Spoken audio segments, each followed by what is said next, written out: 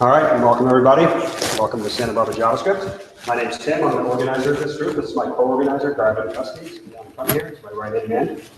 We are a group of local JavaScript enthusiasts. We all come together once a month to share our passion for what is arguably the world's most misunderstood programming language, but seriously, it's just one of many languages. We, I think, all share an interest in it. But there is really one perfect language, but we all be using less. Anyway, we meet once monthly. We have some peripheral things happening as well. Garvin has been doing a couple of joint meetups with the Learn Code group here locally, building a back-end app, Rails, and front-end with React and Redux. We had another joint event with those guys last year. We're looking to kind of branch out a little bit, which will bring us in a moment to our speaker tonight. To work with other groups. But before that, I want to get rid of some housekeeping duties here and thank our sponsors. First and foremost, WorkZones, who's hosting us tonight. Meeting in their co-working space here. They offer co-working meeting space. And if anyone's interested in trying out their product, see somewhere over here at the desk, and we can get you a guest pass to come and try the facilities. But please show them your support. We're very grateful for their support in the group. Secondly, Agilicis, my employer, provides our pizza.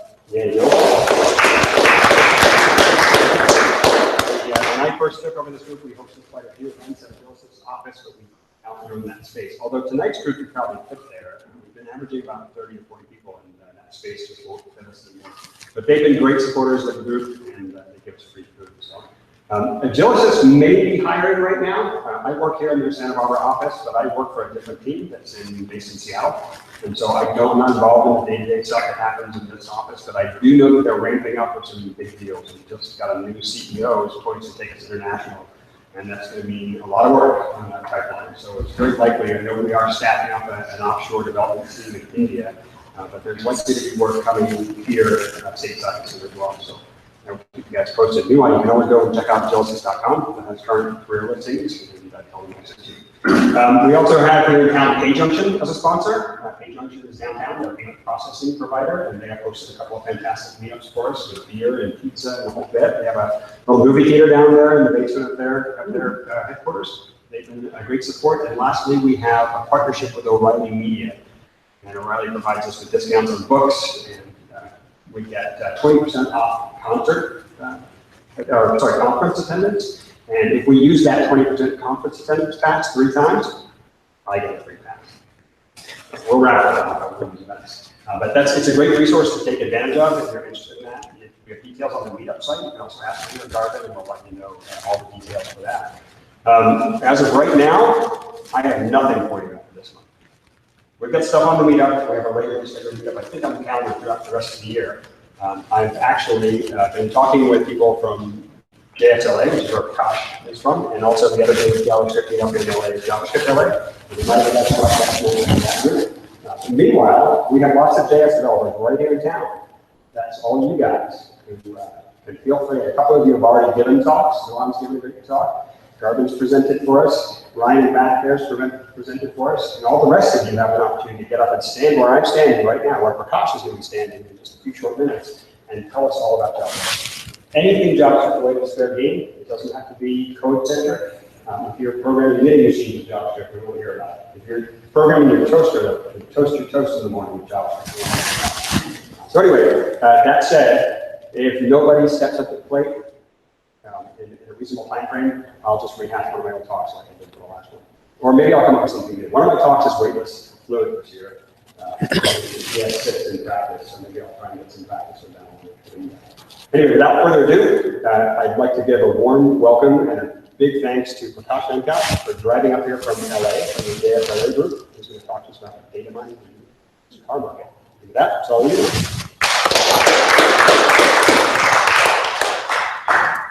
Thanks, guys, for coming out. Thanks for waiting this long.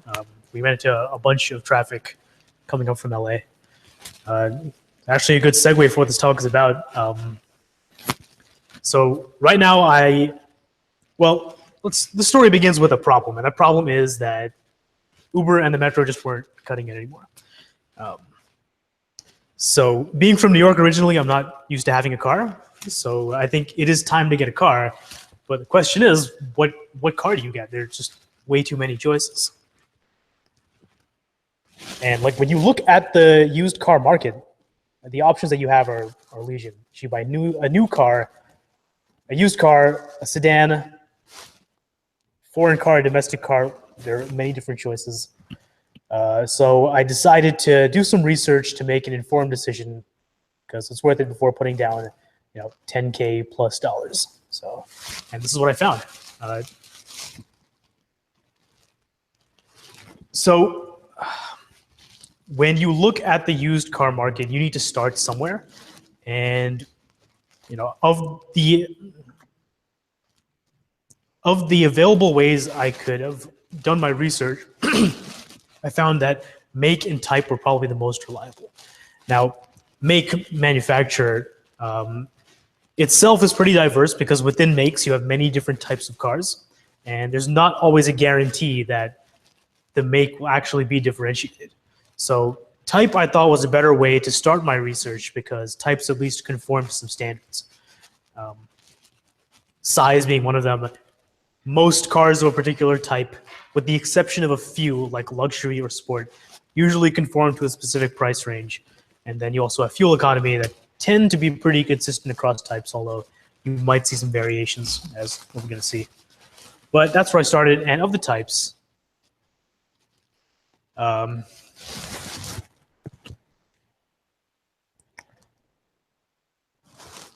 heard a lot of people talking about. I heard Tim talking about Angular before.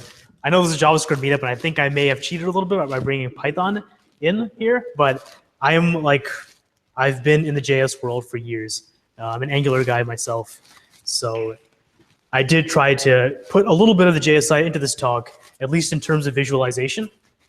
Bokeh, which is a Python library, actually uses a JavaScript front end to render all of the views. So we'll be seeing some of that. I did stay away from the implementation side only because a talk on how to use pandas or Beautiful Soup or even Bokeh could be a talk in and of itself. And this was more about what I found while searching through the car market.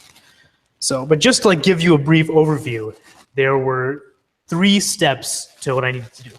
One was the scraping portion, where I would go to 4 different used car sites and I would just scrape the information. Beautiful Soup was perfect for that. It's actually made for that. And I was actually able to come up with close to 6,000 cars as a raw data set. And then after cleaning, it actually ended up being close to 2,000, which is still a pretty fair data set, given that all 2,000 cars were within a 50 to 75 mile radius of my home city, Culver City. It's a pretty good data set to work off of. Having that raw data, I wanted to have a tool to comb through it. Pandas is pretty much battle tested in that. It has a pretty big community academically, as well as I think in the enterprise space as well. So I decided to fall back on that. And of course, what's the point of having this data if you can't visualize it? It's probably the most fun part of anything. So.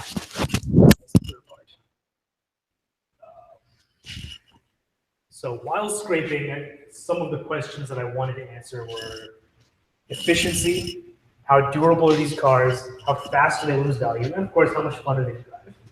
So I could have gone to Kelly's Blue Book, but the problem with that is you're only going to get the price for a single car of a single year. I'm of the opinion that real insights come from the aggregate data set, so I wanted to get as much data as possible and see if anything jumped out.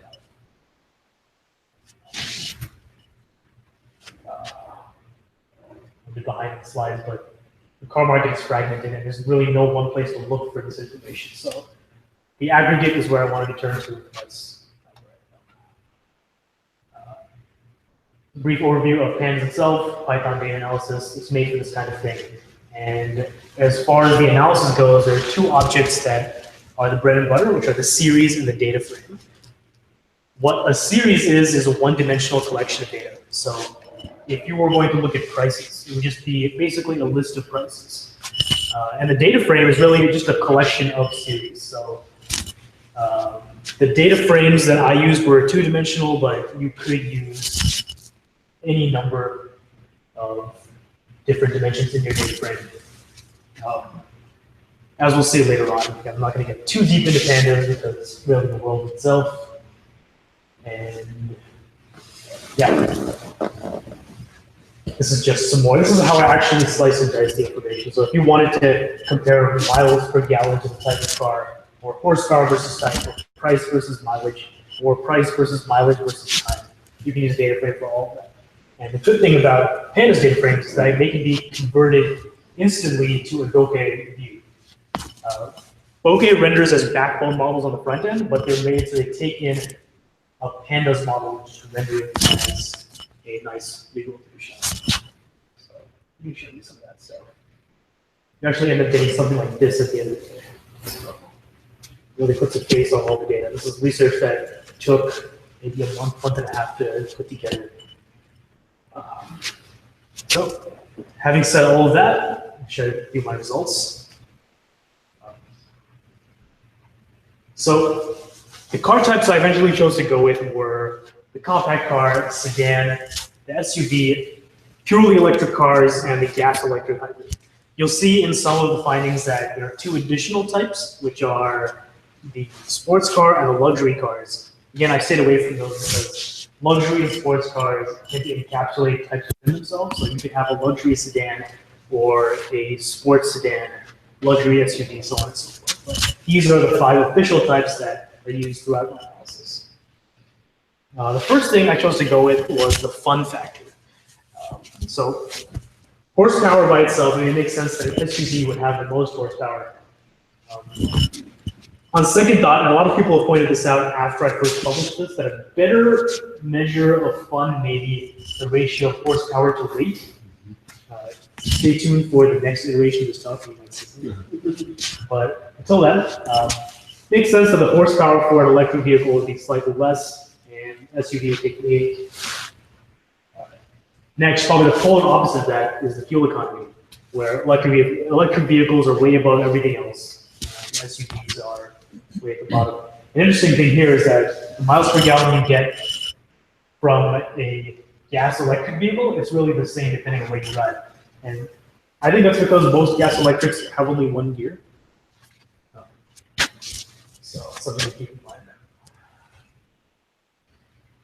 Now, here's where things started getting interesting. I actually expected a steeper line than this because the more horsepower a car has, the more fuel it's going to consume. But really what I found is that once you hit 30 miles per gallon, that's like the best efficiency you're going to get unless you have a hybrid car.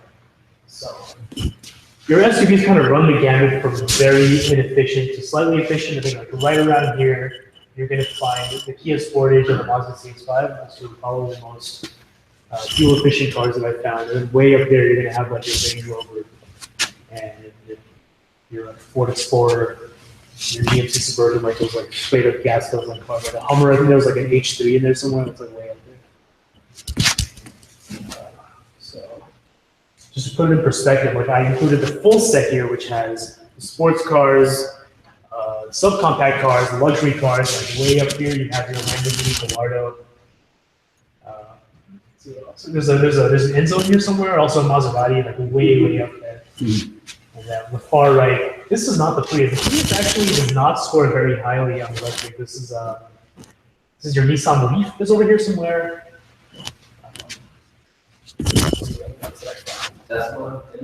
Tesla. The thing about Teslas is that they can only be sold by other Tesla dealers. So on a used car site, you're not going to find any Teslas. Private dealers, maybe, but there wasn't a programmatic way to search them except on Craigslist. Wanted to stay away from Craigslist for like a bunch of reasons. It's not a very reliable site to scrape. Also, I don't know, my experience with Craigslist is like I wouldn't want to buy a car on Craigslist.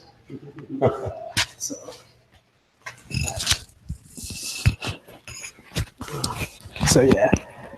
But even out here, you can see like a big cluster of cars right within the 20 to 40 miles per gallon range, which is pretty accurate. That's really where most of your family sedans, like your run-of-the-mill cars, way up in the horsepower, you're going to find more of the luxury cars, like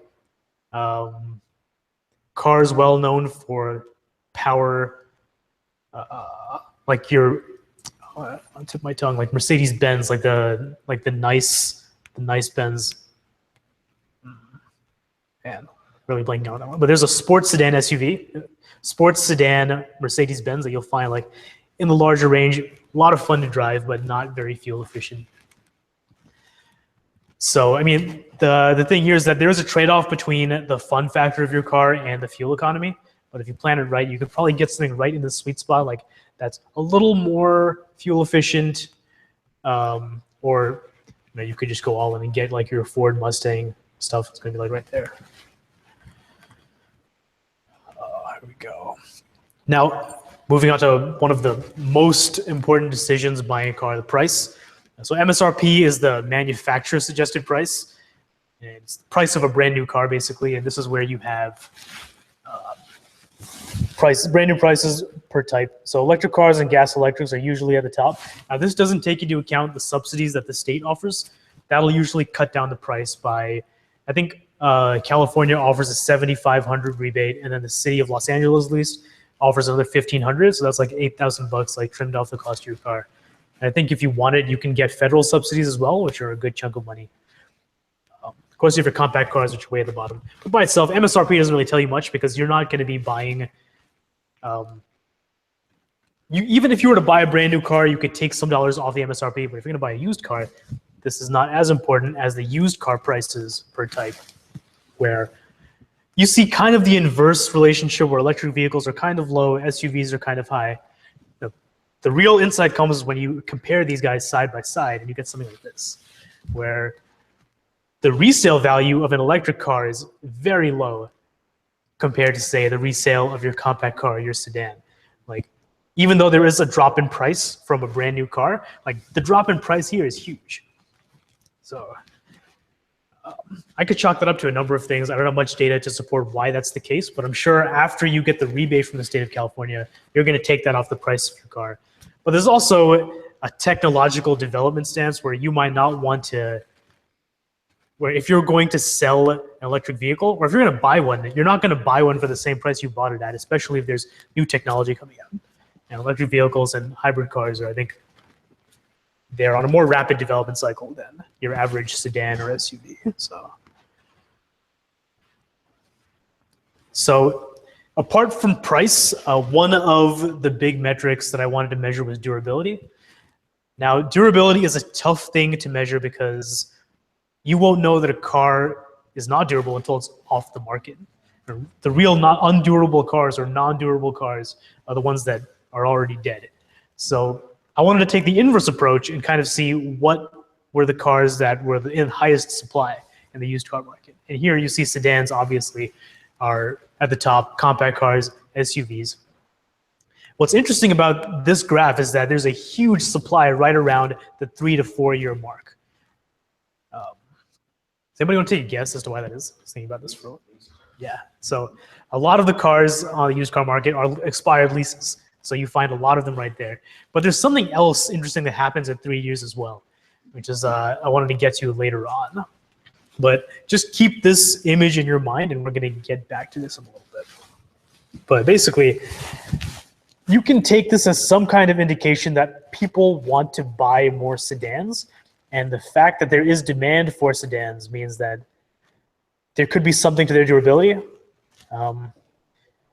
SUVs, maybe not as much. Again, take this with a grain of salt, but this is one metric that I wanted to use just to kind of get a feel for the market. Now you have kind of the price of the cars over time. What I was trying to get out of this just to see like where the price would be at a given year. Now, as you can see, like as a car gets older, the less it's worth. Again, you see this clustering of cars around the 3 to 4 year mark, which was kind of an anomaly to me, but we're going to get back to that in the next slide. But what's interesting here is that a lot of cars, like your electric cars, seem to have the greatest decrease. We're going to get to price in a little bit because an assumption that I make throughout this entire analysis is that the price of a car contains information about both demand and supply. So if you assume that the price of a car takes into account the entire market, then if a car is sold at a certain price, the seller is confident that the car is worth at least that amount, and the buyer is comfortable paying at least that amount for a car. So it can be taken as a measure of value itself. So the question in price is not necessarily what a car is worth at any given time, but how price might change. So that's something to keep in mind going forward. Mileage has the exact opposite effect, and over time, mileage seems to increase. Again, you have this clustering here. So again, a lot of the cars seem to cluster around 4 years, and they seem to be around, here's what it is. This value over here is actually around like 40,000 miles. So 50,000 miles, and like, so a lot of cars have have warranties that expire around the 60,000 mile range. And to me, it seemed like most people wanted to get rid of their cars so they could sell the car with a warranty, or at least trade it in and have the dealer sell a warranty for them.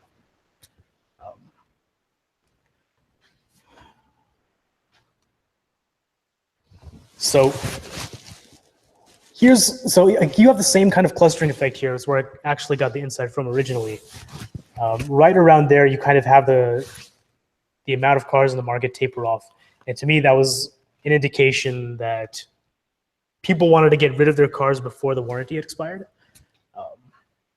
But take that with a grain of salt as well. It's interesting to see the relationship between mileage and price here. I was expecting something to be a little more pronounced and dramatic than this, but you really have a lot of cars that fall between 2,000 and 60,000 miles, which is really what you find in the market. Just to zoom in a little bit, this is kind of why I want to hone in on this clustering that happens around 60,000 miles. Now, unless you have a car like Kia or Hyundai, you're going to have a warranty that goes to 100,000, but most cars expire around that time. So the warranty might have additional effect on the price. All right. So getting back to this idea about price and how price is an indicator of value, the metric that's important is the change in price over time. So you see how compacts have a slightly flat curve. You'll see something similar with sedans, except the curve is a little more pronounced. SUVs as well. I want to get you guys to a curve that really sheds some insight on what's going on here. This graph right here, unfortunately, there isn't always enough data to make an insight. Electric cars, for some reason, there weren't that many on the market, so you kind of have this janky, like disjointed graph. But unfortunately, that's one of the pitfalls of doing this kind of analysis. Now, back to this point about price.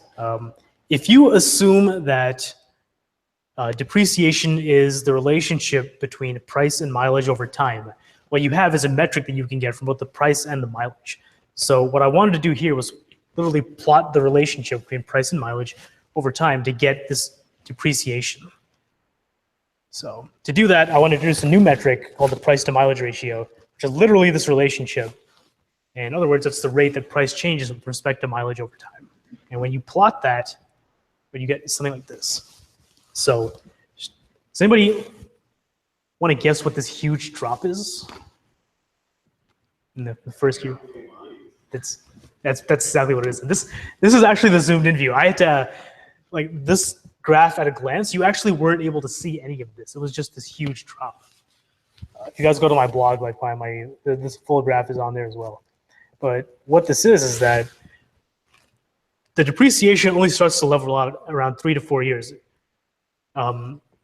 Before that, the amount of value you're losing every day is huge.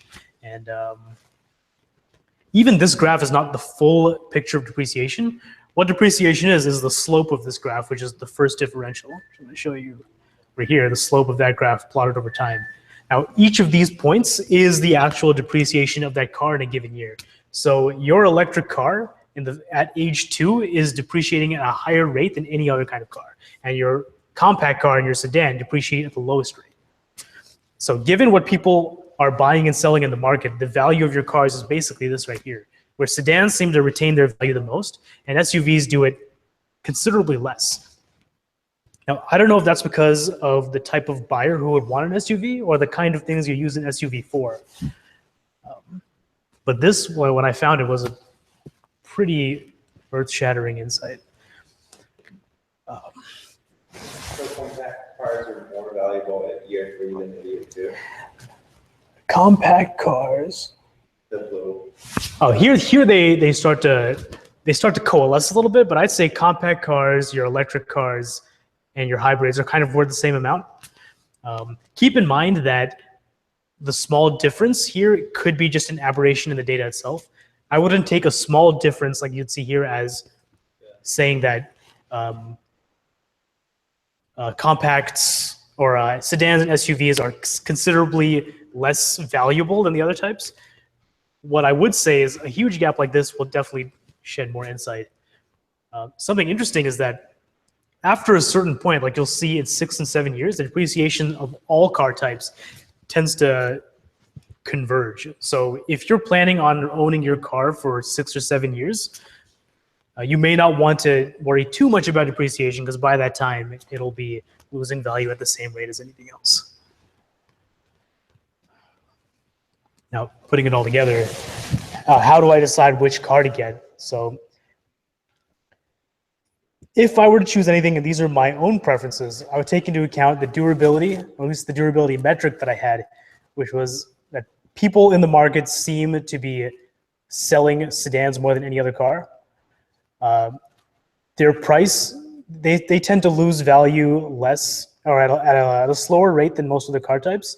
And their resale tends to be higher than most as well. So that's actually the type that I ended up going for.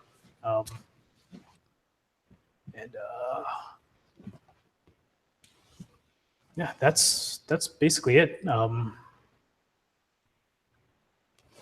So this post is written about at length on my blog. Feel free to check it out. I can send up a link to you guys in Slack. But until then, I really wanted to open it up to you guys to answer questions. So you bought the Ferrari, right? Of course. It's like one day. I'd go for the Lamborghini though. Beautiful car. What did you want to get buying? I actually have not bought a car yet. So right now there are 2 posts on my blog. One is the type discussion I had, and then one was an exploration of each individual make. That data is not in this presentation because I use more or less the same techniques, but you guys should totally check it out. It's on my blog. The latest analysis that I'm doing right now is comparing the price of Uber, which I've been using, to see what the actual change in savings would be if owning a car versus using the Metro or Uber. So, do not have a car yet. I have a rented Civic right now that I'm driving around. So. What were the most interesting or most surprising things that you learned? Most surprising, probably the insight with electric cars. Like I always knew that it was a concern of my own. Like if you buy an electric car and the battery capacity changes or something else changes, you're just stuck with an old car. What I found interesting, you guys can read about more on my blog post, is that Mazdas tend to have higher resale values than any other sedan. So like your Mazda 6. And I attribute that to like this cult collective where people who want to buy a Mazda are willing to pay more for it because they like the brand. That was another cool part. The supply of cars around 3 years was interesting to me until I talked to some people and they pointed out the lease thing, which I didn't know that so many cars on the market were expired leases. That was also cool insight. Well, I can add a bit on electric cars because I'm leasing a Spark EV that I got around Memorial Day last year. After the California credits, it works out to about $4,000 for 3 years to lease it. Interesting. Yeah, the Spark EV is discontinued now, and that's another bit, is the Bolt EVs replaced it, and it has like 3 times the range. But you're not going to get such cheap lease deals on it. Fair enough.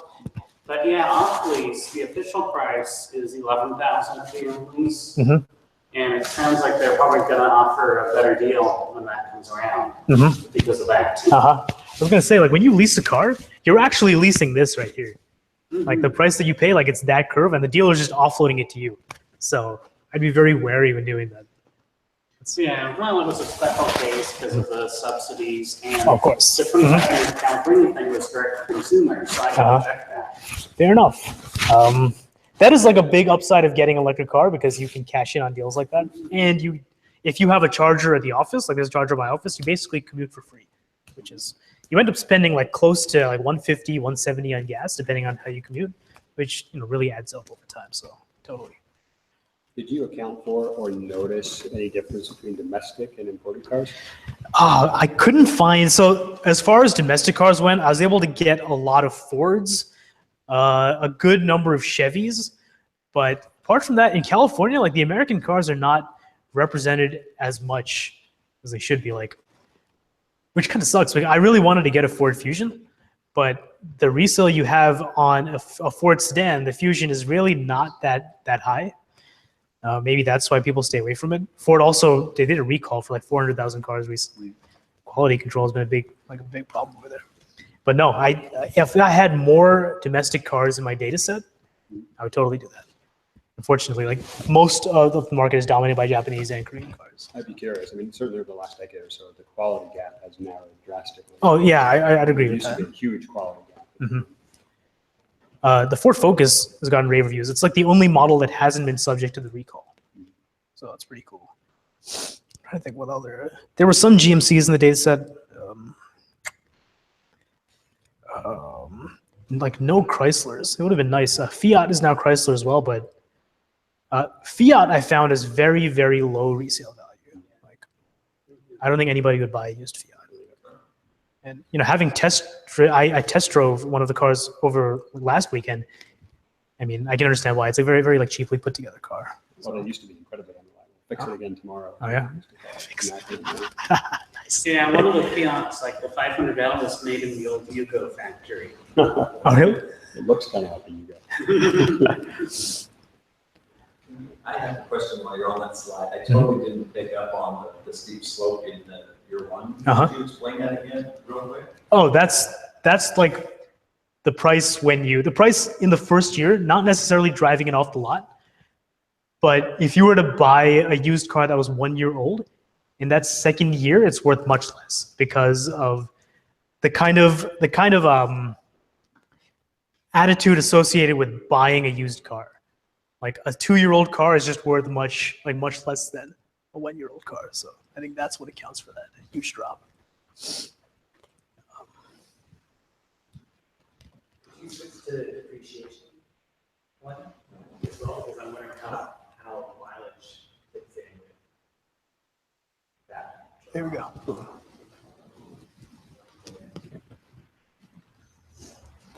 The mileage itself? Well, just that, you know, with more granularity, like months and things, smaller time sizes and duration. That would be tough because as far as years go, I'm getting the year from like the age of the car by the year of the model. So like a 2014 Chevy Malibu is going to be 2 years old. So it's going to register right there.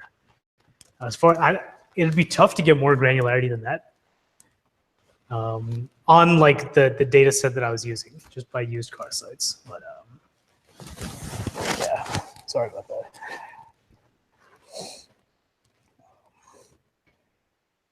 Sweet. Any other questions? No, go for it. Technologies that you use. So Uh-huh. you've got a scraping system. Yep. Is that going to be in the database or? Yeah. So Beautiful Soup is it's a scraping framework. You can put together like an individual scraper by using the tools they have. So I would scrape it and then put each of those. I would translate I would come up with a scraping schema for each of the used car sites. So it's cars.com, TrueCar, Car Gurus, a couple other ones as well. And I would come up with a scraping schema for each one, like based on the HTML structure of the site. I'd scrape it and then put each one into a data model and then load that into my database. So each of those cars eventually became a row in a table somewhere. And then I would take out the rows, convert them into pandas data frames, and then load them into Bokeh, and then it would spit out one of these charts. It's like the entire data flow from beginning to end. And so were those three tools kind of intended to be used together, or just that was you curated those? Pandas and bokeh were meant to be used together, but the data frames object from pandas is actually from a more established Python library called, it's going to be NumPy. The data frames from pandas are not actually NumPy arrays.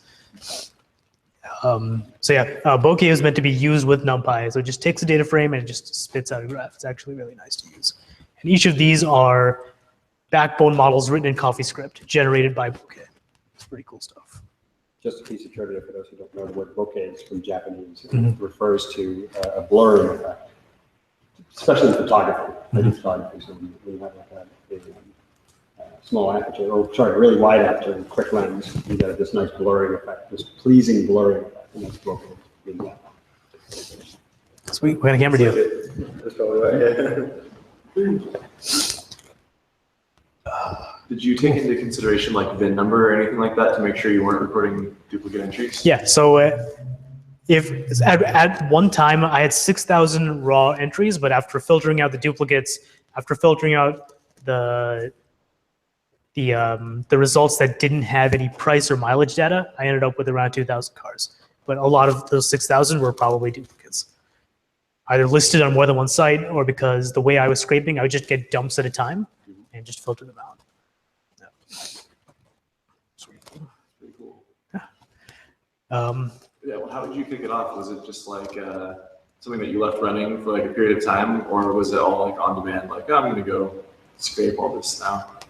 Well, kind of a mix of both. I would write, the system that I had was it was a script that would take one of those scraper schemas and then just send out requests to a bunch of different sites. So the actual process took, like at once to scrape all of them, maybe took close to 10 minutes. So I kind of just leave it running for those 10 minutes. But I would get all of them at once, and I would tell the scraper, I want to get Ford sedans, or I want to get Mazda SUVs, or what have you, and it would just get a dump of like 6 or 7 pages and then just load them into my database. So it was kind of on demand, like you were specifying which cars you were going after as you went. More or less, I mean, as opposed to what? Like, as opposed to just like, oh, like cron job or like some daemon that's going to go do it every day for you over a period of a month. Yeah, there was no daemon process to do this. In retrospect, if I had done that, I probably would have ended up with either a lot of blank rows or a lot of duplicates. Because even after like 10 minutes, I ended up with just like a lot of stuff, or I'd start getting errors from the sites. Like TrueCar would actually error out after like 2 or 3 pages. So to say, did any of the sites have anti-scraping measures? Yeah, a number of sites did. But there are ways around that. I can like talk more about that afterwards. But like, basically, I mean, like, if you just make a request to the site, usually you'll find like a dump of data in the response, and that's usually what I used to like do all this analysis.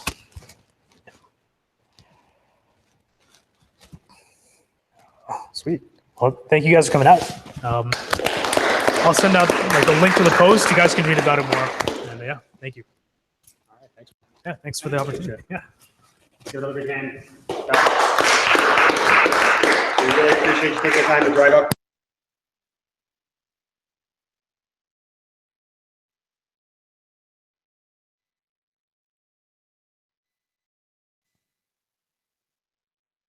You guys, for your talk. You have to be bored by a weekly one of my presentations. Other than that, we do meet regularly at the end of every month, and we are looking to grow the group. If you have ideas for what we could do better, stuff you want to see us do again, you have different types of events, that kind of thing, let me know. Let Garvin know, or ping us on the meetup site. And we also have a Slack group by invite, so shoot us a message. There's information on the meetup site about how to join. And anything else that you want from us, just let us know. This is your group. We don't do this just to be glorified meetup organizers. We're trying to facilitate a community here. So let us know. If not, we will see you next month. We have them until 8:30. Let's respect someone's time. And if we have conversations that are starting to drift, let's take them outside so that you can go home. All right? Thanks, guys. Appreciate it.